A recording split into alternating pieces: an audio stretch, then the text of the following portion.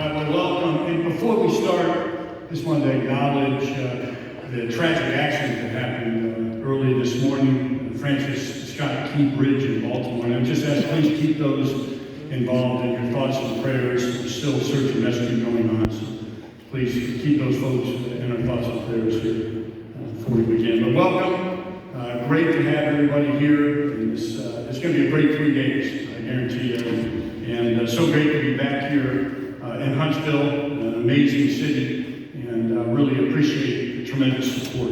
We're really happy this year, the theme, continuous transformation to deliver combat-ready formations. So there's a lot in that, and the panels will get after that, and we'll have a lot of great discussions, and I would just encourage you to participate in all those you can. And then on the exhibit hall as well, you'll see a whole bunch of exhibits that get after that continuous transformation, delivering combat-ready formations. You know, with the world and warfare changing rapidly, the Army must iteratively adapt, and as Chief of Staff Randy George says, you know, build agility into our Army.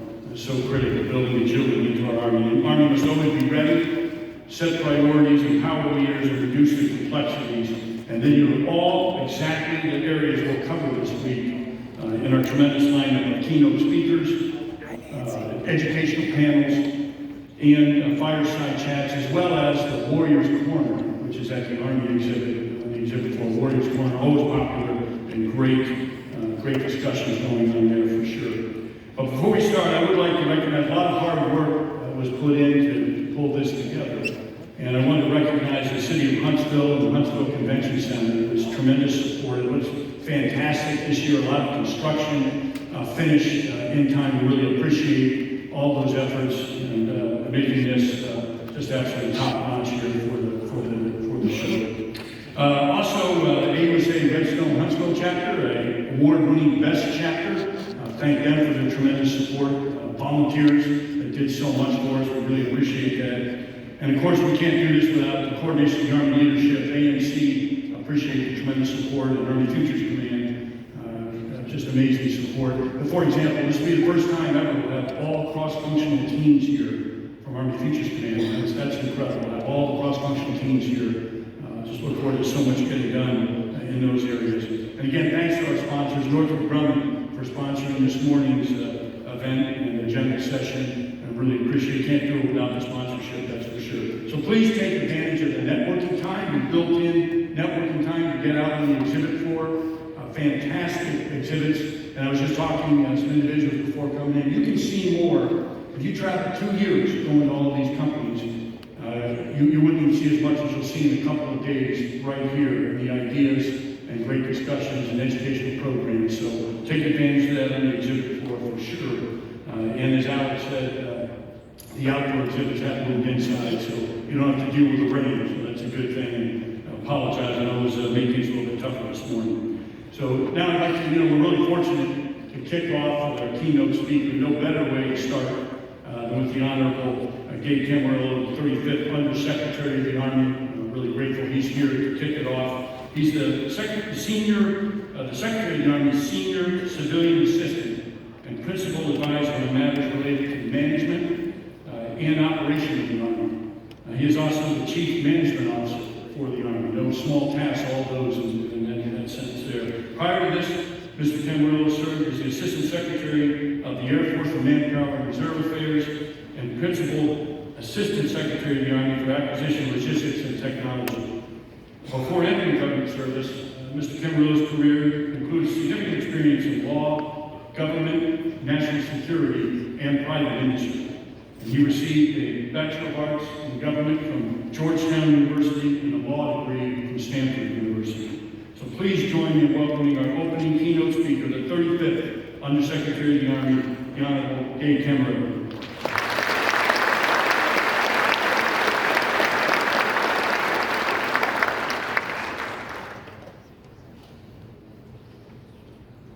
Well, good morning. I see from the number of folks in the audience that we probably still have some folks that are getting through Parker. But all kidding aside, it's great to be back here with all of you one more time at AUSA. I want to thank General Brown and the rest of the AUSA team for doing such a fantastic putting together this conference every year. And I want to thank the city of Huntsville that always does such an amazing job of hosting us. I want to also just mention up front that, the reason why these events are so important is because the dialogue that the Army has with industry is critically important. It provides a great opportunity for all of you to hear where we're headed, where we're placing emphasis in our modernization, what investments we're making, and it also provides, I think, very crucially, an opportunity for the Army to hear from all of you. Hear from you about your capabilities, what challenges you face, and also, where you are placing bets for the future. I think what's great is, as General Brown said, is we bring so many folks together from all over the country into this particular conference. So you have an opportunity to hear from us in one place, and we have an opportunity to learn from you in one place. So all to say, this is a fantastic opportunity. But I do want to spend some time today talking about what's at the heart of this event, which is the two-way dialogue that the Army has with our industrial base. It's a dialogue that's been running for quite some time, and it's a conversation that I think is important to remember is always focused on maintaining a key pillar of our national security, really since World War II. It's a conversation about ensuring that we retain our technological advantage over other peers or near peer states, and it's also about ensuring that we have the capacity to surge as needed over time. This conversation, and many of you reflected in the audience here, are not just the traditional defense primes. You all also represent systems integrators, small businesses, commercial companies with a growing share of defense-related work, and not to mention, of course, the vast network of suppliers and vendors that come together to create our tanks, helicopters, advanced missile systems, and so much more.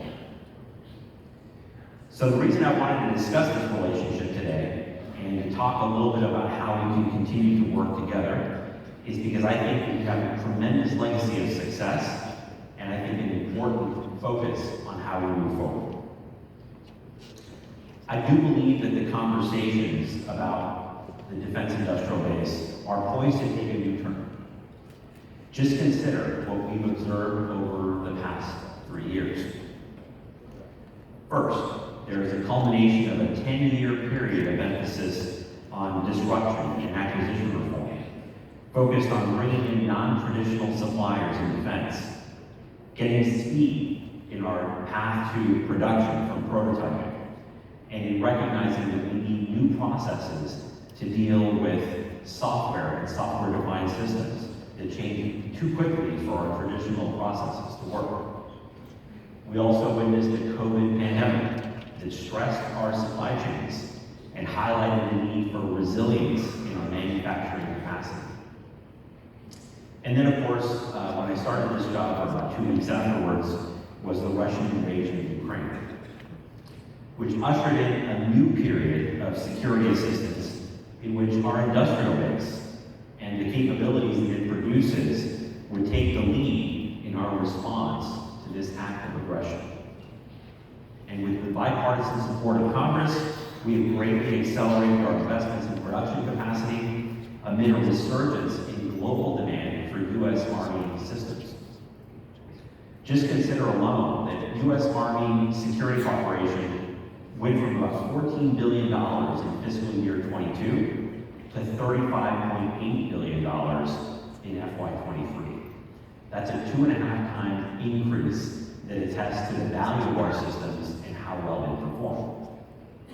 And as the conflict now extends into its 3rd year, America's arsenal of democracy is once more making its presence felt in global security. So in light of these challenges, though, it's important to take stock of what we have accomplished together. First, working with the Congress, we have succeeded in making key investments in manufacturing and production capacity in areas like our critical munitions.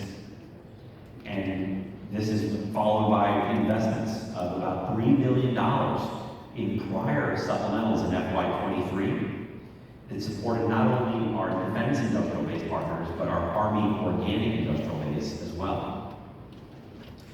Second, we've leveraged new authorities given to us by Congress. Middle tier acquisition, rapid acquisition authority, and software pathway, as well as other acquisition pathways, have been leveraged to enable capabilities like the mid-range capability, where you go from an MTA prototyping effort to an actual capability that we are fielding with soldiers this next year. We've used rapid acquisition authority to buy counter-UAS interceptors on an urgent and expedited basis to get them to the point of need anywhere we need them around the world. And I think it's also really important to remember that we've done all of this while maintaining momentum on one of the most ambitious modernization efforts that the Army has ever undertaken. Modernizing several platforms across key warfighting portfolios and actually getting success in fielding. Examples like the next generation squad weapon, the aforementioned mid-range capability that provides the ability to engage maritime targets from land, the AMPD, the M10 Booker. All of these systems are getting to the point where they're being fielded or they're in full rate production, and we are delivering on that promise. Of course, we can't do any of this without the funding and support from Congress. And I do want to thank our supporters on Capitol Hill for passing the FY24 appropriation this last weekend. Where's General Brown? General Brown. I bet you never thought that both AUSA conventions would come up to the wire, the threat of shutdown. Yet here we are. If for no other reason, we have to pass appropriations on time to make sure that this man's blood pressure can be stabilized. But all kidding aside, the FY24 appropriations will provide critical funding in key areas that will allow the Army to continue to invest in key capabilities. $23.7 billion in procurement, $17.1 billion overall in Army RDT&E. It will sustain Army modernization with key investments that I would point out include our multi-year authority for GMLRS and PAC-3, over $1 billion for Patriot and PAC-3 and missing interceptors, almost $1 billion for GMLRS, over $1 billion in continued development of the long-range hypersonic weapon, procurement of the MRC, and a little shy of $4 billion in the appropriation for combat vehicle programs, including over $1 billion for Abrams, Stryker vehicles, Hercules, Bradley, the Joint Assault Bridge, and other critical investments in that portfolio. Looking ahead, I was very pleased earlier this month to be able to roll out the Army's FY25 budget submission. And it builds on the 24 budget in some critical ways. It will continue our focus on modernization with a combined request of $38.5 billion in RDT&E and procurement. It will enable us to buy new counter-UAS systems, continue to buy the multi-year procurement of Patriot and GMLRS, and deliver increment 1 of the precision strike missile, which is our ATACMS replacement. And it sends a strong demand signal to industry on critical munitions, requesting new production funding for CH-47 Block 2, a new multi-year for UH-60, and a newfound emphasis on tactical UAVs. The reason I bring this up on the heels of enactment of 24 is because we need Congress to pass this 25 budget in a timely fashion. As we have learned this last year, without the budget, we will not have the ability to start key programs, and we will not be able to implement changes and shifts that are required by changing conditions on the battlefield and emerging technology. And of course, I'd be remiss if I didn't mention there's one more piece of unfinished business, and that's the pending supplemental legislation that is currently pending in the House. It contains critical industrial base investments needed to fully address the Army's needs. $3.1 billion that we're waiting on to invest in production capacity of both 155 artillery and Patriot production lines. As I've said in other contexts, the Army is currently cash flowing ongoing operations costs to include our support to NATO allies in Europe and CENTCOM AORs to the tune of about $600 million so far this year. It would be funded if we got a supplemental. And then, of course, it would provide replenishment funding to replace equipment and munitions that have been provided to Ukraine.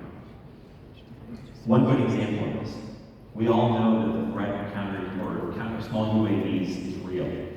The need to be able to procure and adapt counter UAS systems on an ongoing basis is vital. With the supplemental, we would need to get another $150 million in that legislation to be able to procure additional interceptors to be able to meet those requirements urgently on the battlefield today. So I know I don't need to explain all of this to the people in this room, but these investments are not only vital for us, but they're really valuable to all of you as well. They will create demand for U.S. systems. It will provide resources, revenue, and most importantly, create jobs across the network of all of our domestic suppliers here in the United States. That's everyone from large traditional defense primes to small businesses and non-traditionals. And clearly, it will provide the Army with upgraded capabilities through those replenishment funds. So I hope that Congress will act quickly to give the Army and provide the capabilities that we need. This is why Under Secretary of Defense Bill of Plan referred to production as deterrence recently. Because winning the conflict is not just about what you have on day one of the conflict, it's about what you can bring to the battlefield at the end of the first month, into the first year, into the second year, and beyond, as we learn. So we've made tremendous progress in increasing our production capacity across the Army and achieved success in showing that we can develop and field new systems. But the landscape continues to evolve and shift as quickly as technology does, at an increasing pace, and our adversaries continue to innovate as well.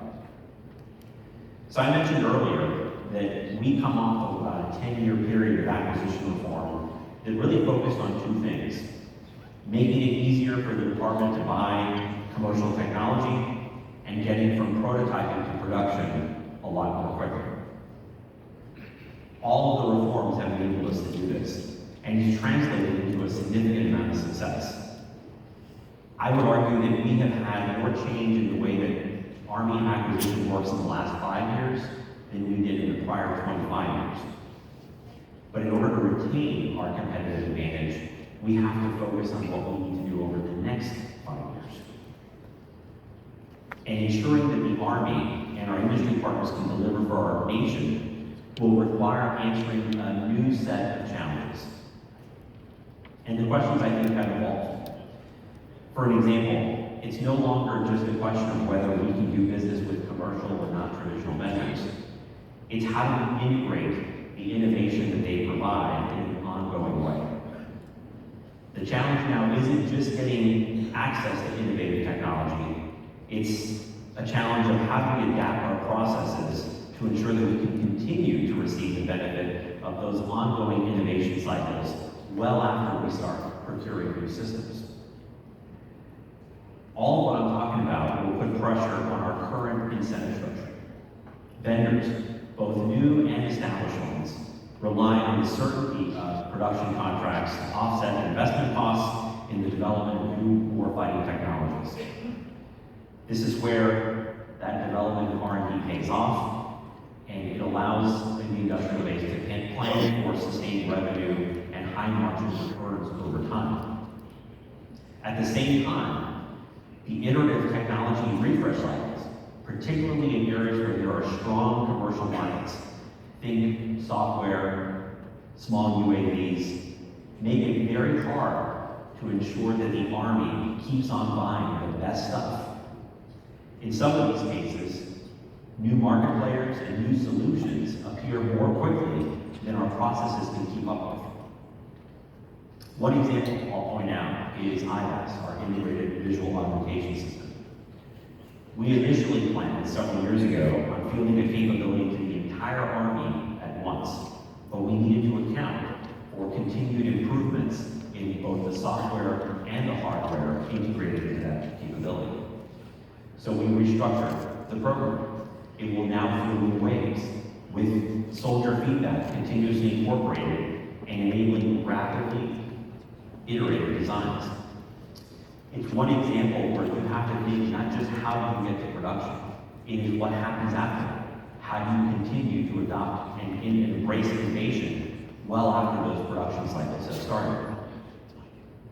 And the threats that are posed by near-peer competitors and lessons learned from Ukraine show that accelerating our buying cycles isn't just an opportunity that is born by technology, it's actually now a necessity in order to remain competitive. Now, let me be clear. There are still large systems that we will still buy and field incrementally across the entire Army in the traditional pattern. But for some capabilities that we need, those buying models will not get us what we need quickly enough. But the good news is that we started changing some of our approach and innovating the way that we acquire them in critical areas. I always like to point out, this started out several years ago with our tactical network, where we began developing a tranche buy approach through capability set fielding, where vendors would compete for successive lots of production, and we would enable those team of vendors to be able to continue to iterate and upgrade capabilities over time. And we had about a 2-year cycle. Another example is small commercial UAV systems. We've innovated the buying models there to keep pace with the rapid rate of innovation. For example, using more capability-based requirements and multiple award task order contracts to ensure that multiple vendors can keep innovating and compete for task orders. But at the same time, for example, on the UAV side, we recognized that some of our lower level units needed some ability to start experimenting with small UAVs to inform their TTPs, and we wanted to encourage that and make it easier. So we added some of the COTS level UAVs to our contracts and created an easy pathway for units to buy UAVs that are NDAA compliant, we refer to that as the blue list, to be able to get them in the hands of these soldiers for experimentation much more quickly, without having to do a whole full competition. We're exploring ways to drive adoption of these systems much more iteratively and adapt our processes to be able to match the pace of need. All of this shows, though, that our innovation challenges aren't technical. They really are institutional. We need to work with all of you as we both learn how to adapt our processes and become much more creative in how we structure our approach. I always like to point out that the reality is that our processes are designed around 2 relatively fixed constraints. The first is the 2-year appropriations process. And second, the limits of how long it takes to run the competitive contracting process, which is required by law. We can work on flexibility in both of these, but in reality, we have to design strategies for a subset of the capabilities that we need that utilizes creative approaches around both of these hard constraints. I know that most of our industry partners that rely on traditional buying models might think that some of this is a big shift.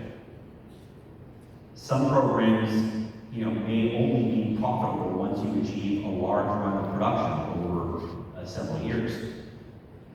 But if the Army is going to keep changing its technologies and it's going to adopt new innovation, we need to ensure that there is incentives in place to continue to invest in the new generation of capabilities that we need.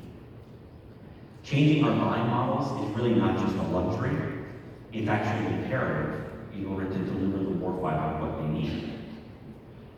And we understand that as we look ahead to the future, we have to be good partners with all of you to ensure that industry can make an appropriate profit and remain resilient.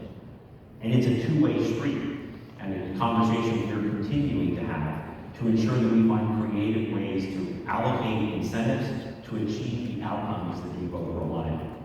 And we'll do a lot of market research have a lot of dialogue with industry in those particular areas where this need is most acute. And don't get me wrong, there will be changes on our part as well. I mentioned before that there's a quiet revolution in the Army when we realize that some of our capabilities, we don't have to field it to the entire Army. We can field different capabilities in different types of units and different formations over time. I also think that as we look at smaller production quantities of certain items, we have to be willing to accept higher costs in order to keep pace with the investment required to help them. All of this, for some, could be new and it could be uncomfortable, but I think it can definitely work. And there are significant upsides, I think, both for industry and certainly for the Army to adapting on line models to keep pace with the changes that I've described. So before I take your questions, I wanted to highlight just a couple of examples of how we're changing ourselves to adopt that innovation and how we're learning from best practices from industry. On some of our key platforms, we are now separating both the hardware and the software baseline of our programs and competing them separately. A good example of that is our recent award for Titan. The RCE will be another example where we're looking at those refresh cycles differently. Secondly, we're changing our policies to adapt to this pace of technological change. Secretary Warmoth announced earlier this month a new software development policy that comprehensively changes our approach in the Army to buying software and software-defined products. It promotes faster, more flexible acquisition processes that include everything from requirement generation to sustainment. And some of the key tenets of the policy include establishing, for example, a new contracting center of excellence for digital capabilities at Aberdeen with expertise in the types of contracts that are needed for software, reciprocity of industry test data so that we don't recreate it at significant cost and time. And my favorite is authorities to operate, ATOs as they're known in the industry, promoting much more reciprocity within the armies. The idea is you don't have to get authority to operate from one part of the Army and go seek it in for several months from another one. And requesting that kind of reciprocity across DoD. And changing the way we buy. For example, utilizing more vendor demos and source selection, not just relying on written and oral submissions. And also, of course, bringing in more software development expertise in the Army. We can only be as good of a buyer as we have expertise in those particular capabilities. And then, of course, I want to also point out that we will continue to work with industry on doing market research and exploring alternate ways of getting where we need to go. As a service buying models, we want to talk quite a bit about. And we'll continue to do research on radio as a service, looking at our mission command capabilities, modeling what we've done already on the SATCOM terminal side, where we're no longer buying individual terminals, we're paying for it on an as-a-service basis. And we're experimenting with similar models in other areas, like counter-UAS for fixed sites. We're thinking about that as well there, where we'll look at an as-a-service buying construct. We're going to keep building on the successes we've had, and we're going to implement a change policy as needed to keep pace with change. But it will require a strong partnership and continued collaboration from all of you. There's many things that have to be figured out. I think there are a lot of questions at this point, and only a few answers. But the important thing is that we're going to do this in a dialogue with industry, and we look forward to meeting that challenge head on. Of course, if we don't succeed, the challenge is that we will not be able to give our soldiers the capabilities that they need at the moment that they need it. And the reason we're here talking with all of you, and the reason that this relationship has been so successful is for decades, we have never faltered in that task. I look forward to continuing that legacy of success, and I now look forward to your questions. Thank you.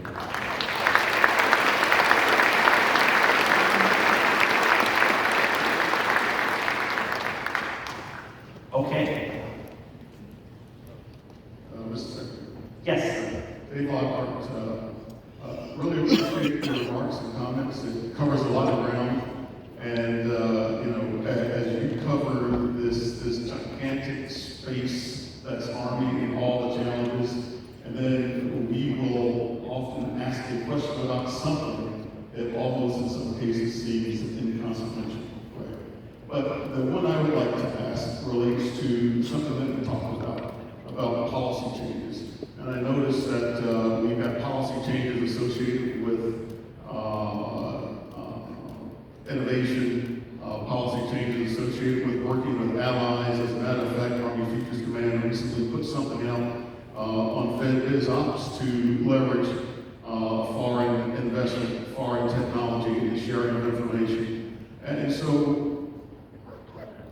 policies that happen at a level, how do we, as we engage at both the higher levels and the lower levels, when we identify disconnects between policy and execution, how do we get at those in a way that doesn't necessarily negatively impact the folks that are executing, because they're just trying to do their jobs, and bring that full circle, if you will. How do you create a pathway to clean those out such that policy and execution are a little bit better aligned? Thanks, Dave. It's always a challenge, especially with an institution as large and as diverse as the United States Army. There's always going to be a challenge in getting policy changes to get down to the execution level. I think that it requires two things. I think first, we really do need to hear from industry about acute challenges, sticking points, barriers that you will encounter. And I think we need to hear it at every level, not just from the contracting officer all the way up to the more senior folks, to include Secretary Bush, who's sitting here in front, myself, and other folks that have the opportunity to effect the policy changes that are required. I think the second thing is, and I really tried to do this, for example, in the area that we just talked about in terms of software, is to align domain expertise at the point where you're actually executing this. It's one thing to understand how to do software contracting a little bit better, but to have it be done all over the Army by every contracting organization would be very challenging, because there are some organizations that their expertise is in contracting in combat vehicles or in installation services, for example. So having, for example, a digital contracting center of excellence in Aberdeen, where you can concentrate that expertise of what's required by that vendor base, I think is a good step in that direction. So we'll look at other areas to make sure that we have the requisite expertise dealing with those types of execution challenges. So hopefully that will set us up for success.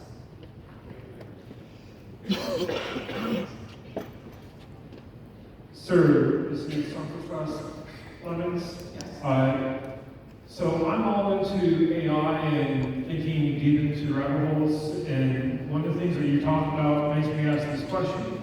At what point in time do you have individuals that are in a mathematical professional trainer mindset, right, to do the projections of this is going to be the high point based off of, say, Elliott wave or Fibonacci or whatever pattern analysis system that they use, along with based off of, hey, we now have this new system that we can do, like quantum computing, whatever, to basically come to say to the conclusion at this time frame, this will be the high point, and then we got to figure out how to adjust from the high point, and then figure out what the new low point is going to be after that.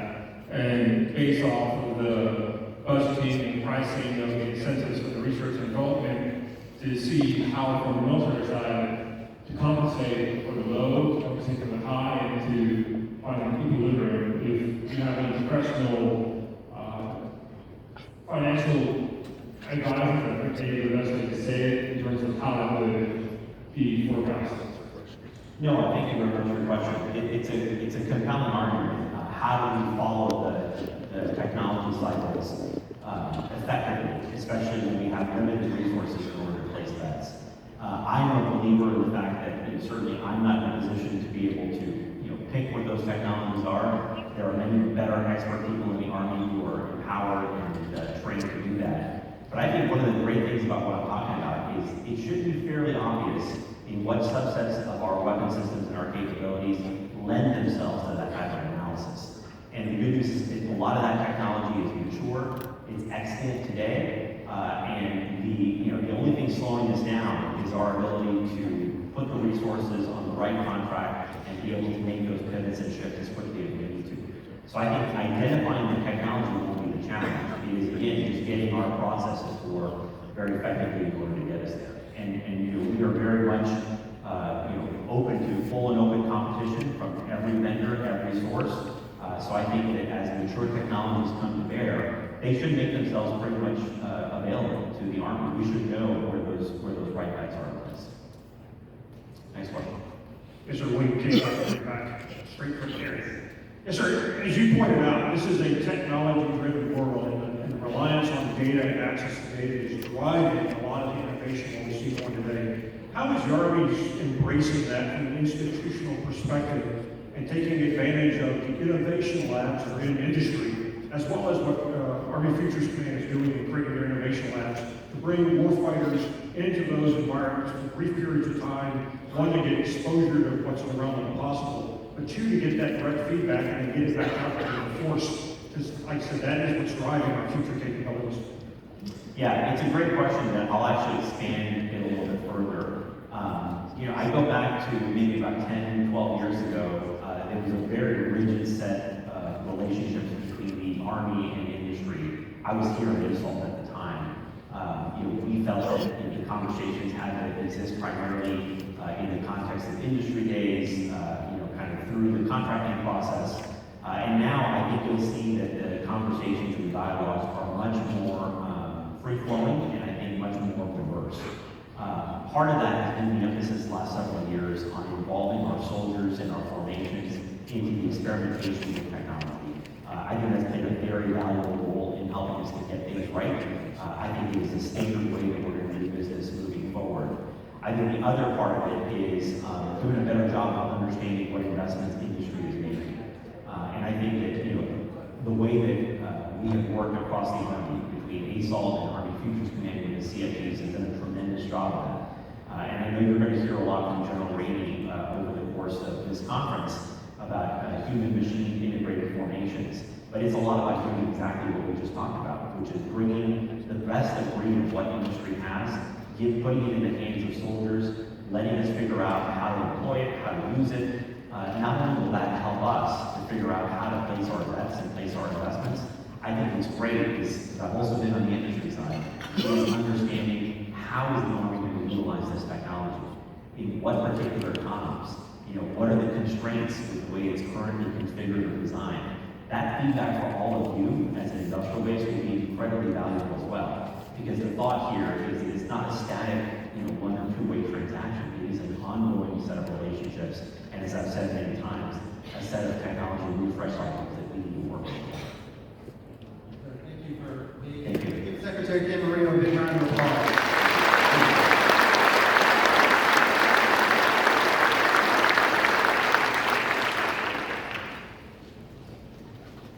What a great way to start.